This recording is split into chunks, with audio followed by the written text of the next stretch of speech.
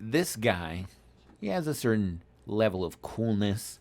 And when it comes to mixing music and coolness, you get every once in a while you'll get someone that kind of leaves you in awe. And we've been following this next guy we've all been fascinated by this next guy.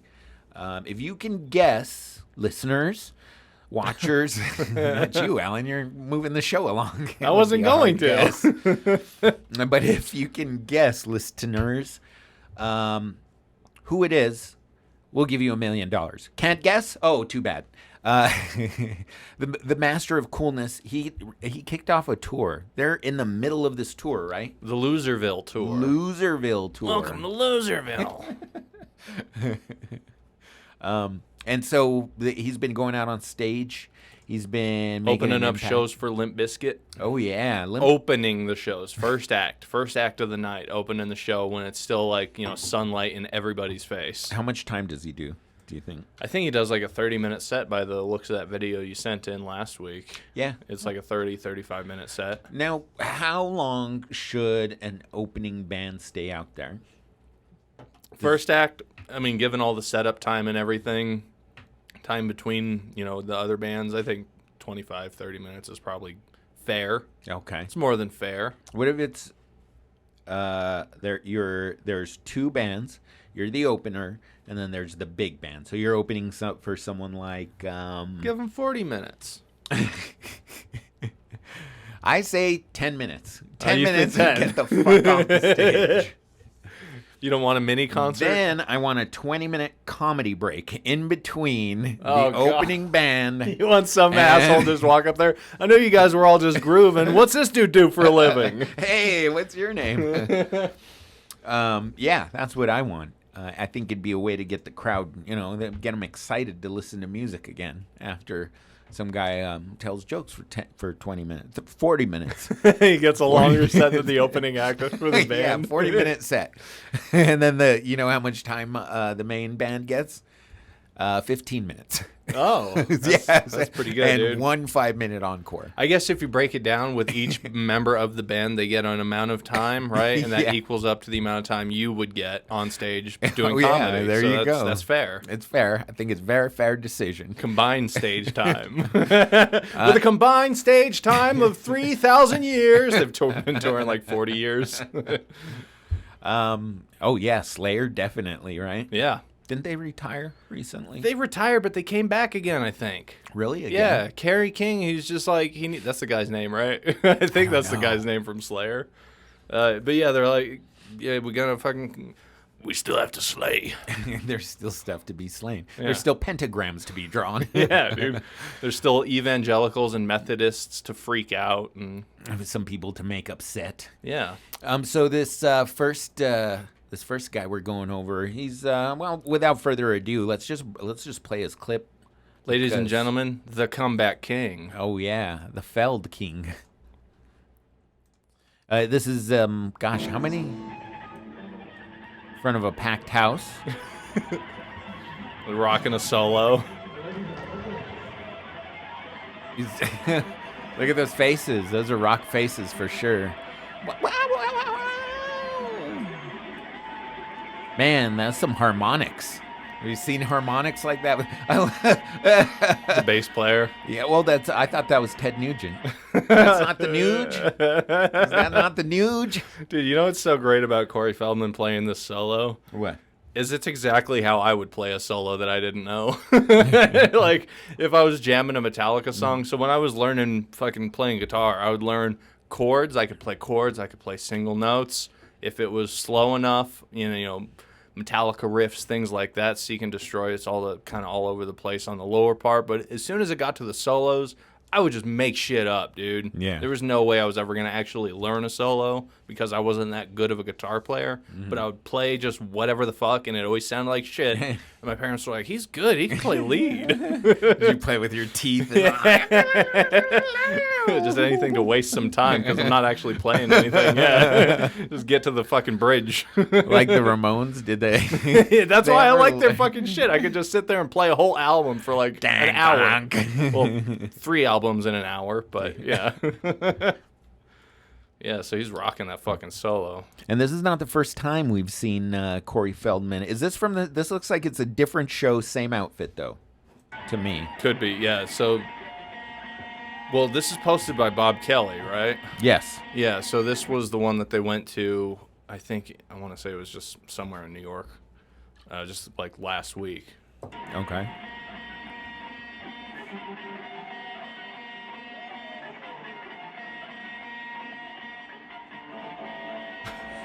Hitting those dead notes and open strings. Right.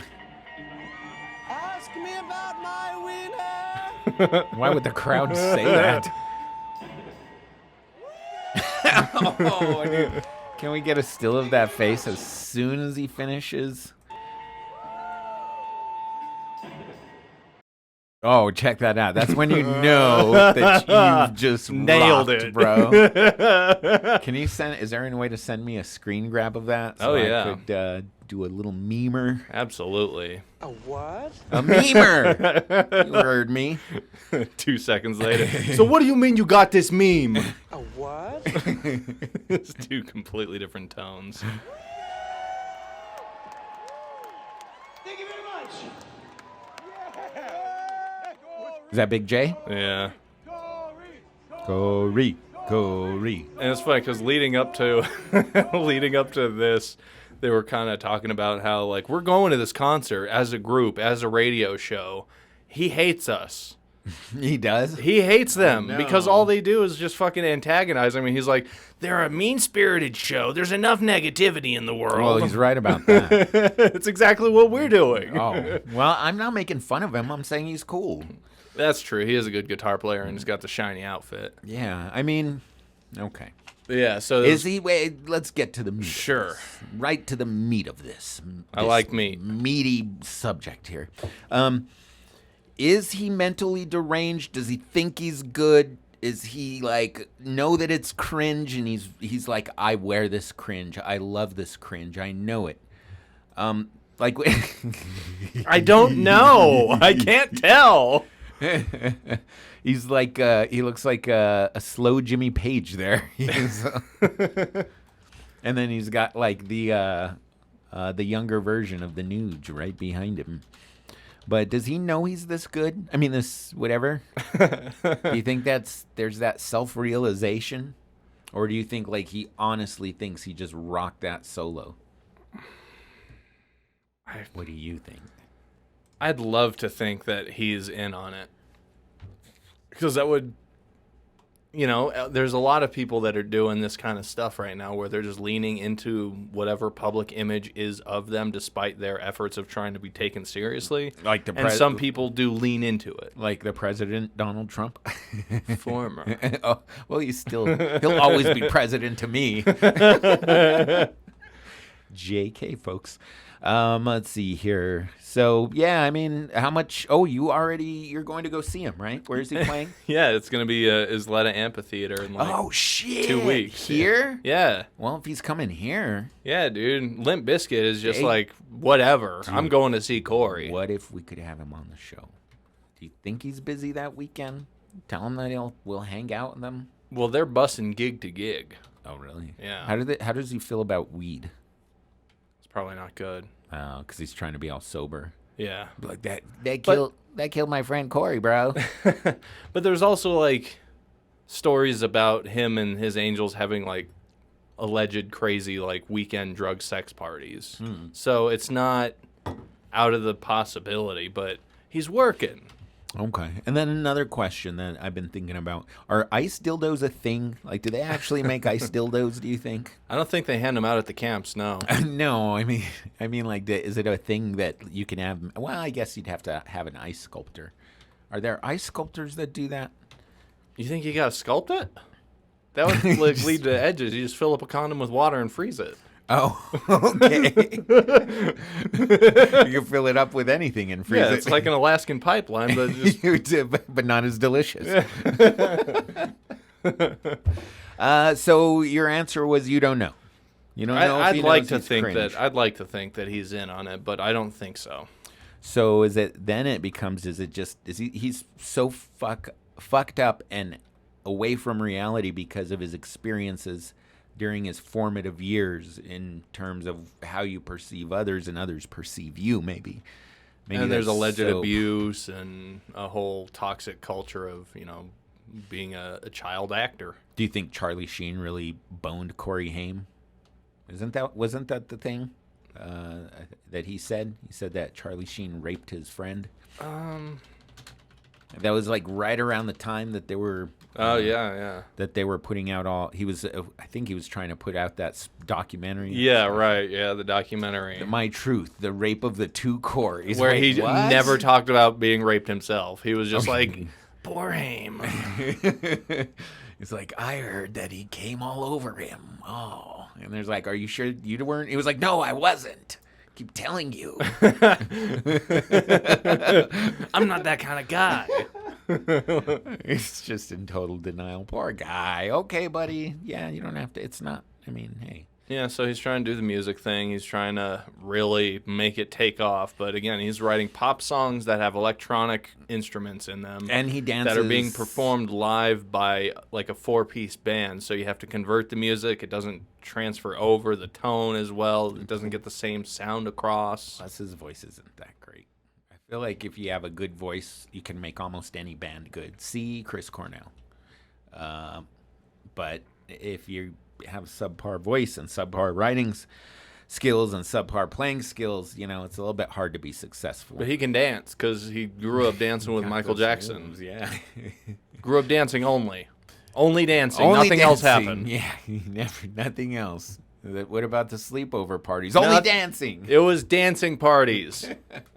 I was watching that. I'm sure we've talked about this before, but I was watching that Eminem video. It's the one where he dances around like Osama, but he also has but it's also in that one where he's dressed as Michael Jackson, and his hair starts on fire, and then his nose falls off. Without me? Yes, and then I think so, and then at the very beginning, or at the very end, there's a bunch of kids jumping on his bed, like at a sleepover, and I'm like, holy fuck, Eminem was ruthless back in the day, dude. Like he still kind of is. His last album, did you hear any of his? Oh, you don't. I'm not a big on M Eminem. fan, huh? Yeah, but his most recent album was okay. Wasn't as good as the one before that.